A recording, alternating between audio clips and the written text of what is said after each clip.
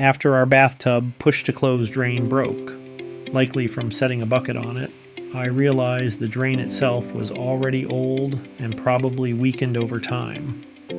Once it snapped, replacement was the only option.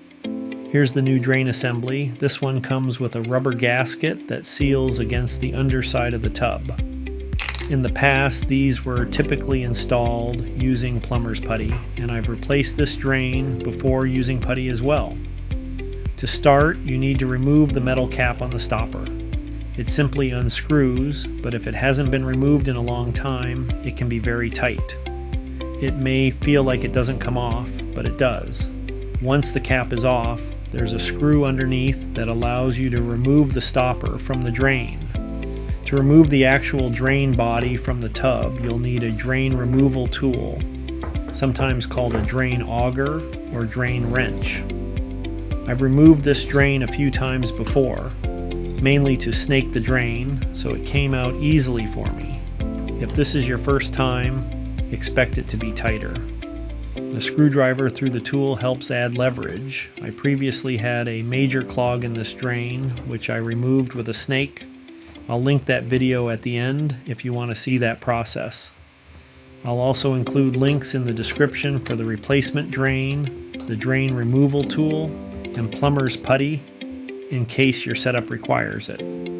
Once the old drain is out, I'm using a popsicle stick to remove the old plumber's putty from around the opening.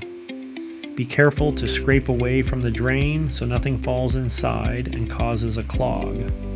Once the putty is removed, clean up the edge so you have a smooth, clean surface. Now it's time to install the new drain. Since this one uses a rubber gasket, I want to test the fit first.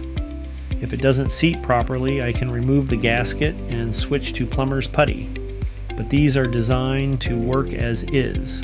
Here are the threads that screw into the drain pipe. I lightly lubricate the rubber gasket, then thread the drain in by hand.